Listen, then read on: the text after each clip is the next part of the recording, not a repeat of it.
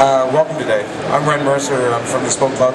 This is my good friend and colleague Andrew Bradford. He's the executive chef at Jacobs & Co. It's a steakhouse over on King Street. Today we'd like to cook for you, it's a braised lamb, so basically a slow-cooked lamb. Generally we do this in the oven, but we're going to do it on the stovetop today. And we're going to serve basically with the lamb we're going to do a lot of Mediterranean sort of type flavors, a little bit of olive oil, some garlic, olives, apricots, tomatoes, and some raisins. And basically the lamb is just going to be braised off in this. The flavor of the lamb is quite good. It comes from just north of the city in Tottingham. So it's locally raised and grass-fed. It's a very nice product, and it's very, very lean. Does everybody like lamb? I hope you like lamb, because I got lots of it. So what we're going to be doing today is Andrew's going to butcher a lamb leg off for us. And yeah, please.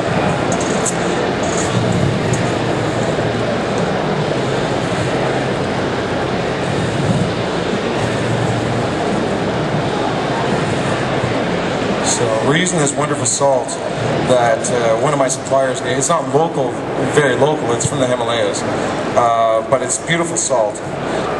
From what I understand from this salt, it's different from all other salts, is sea salt and kosher salt and whatnot, and it's a lot like a lot of different food programs that are out there that are very confusing with naturally raised, organic, and all these different terms. Salt kind of lives in the same realm as well. What I like about this salt is that it hasn't been bleached, it hasn't been refined. It basically comes out of the ground, they grind it up, and that's it. It comes from Pakistan, roughly. And the main difference is that mostly with sea salt, they do a lot of nuclear testing into the ocean, which affects the salt content in the water, the oil slicks that happen, and I've recently, in the last year, just stopped using sea salt for that one reason and switched over to this. His booth is right over here, actually. He's very good. He's got excellent products. It's relatively inexpensive. You use less of it than what normal salt you would. And it's just a beautiful product. Very, very clean finish. So,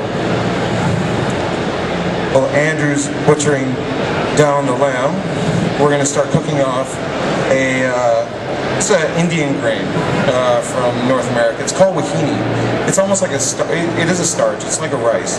But what we're going to do with this today is we're going to cook this off, and we're going to try and make a quick little salad. The main thing that we're trying to do here is braise off a great piece of meat, and it's basically a grandmother's sort of way of cooking something, a pot roast you might want to call it. And what we're going to do is we're going to put that in the pan, put it in with some spices, peppercorns, some cinnamon stick, and we're just going to let it sweat off in the pan in its own juices, and toss in some olives, and let it braise down with all those different flavors.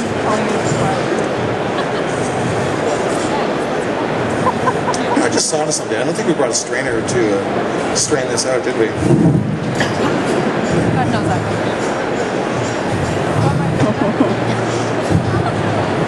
We'll have to figure something out for that. So, at any rate.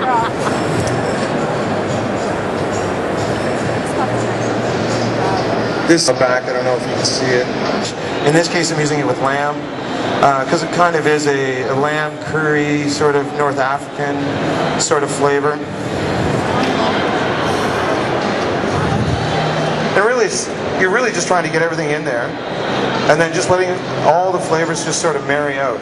Now this lamb stock that we took earlier with some bones, we're just going to pop that into there.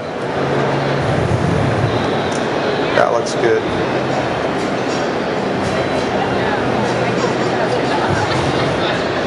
And just going back to my Himalayan sea salt here. I love this stuff. Something about purity that's really, definitely very satisfying to be able to use products that you feel are the purest that you can get. Does anybody want any salt to take home with them? Yeah? I got a few samples here, if anybody wants. You can just stay there.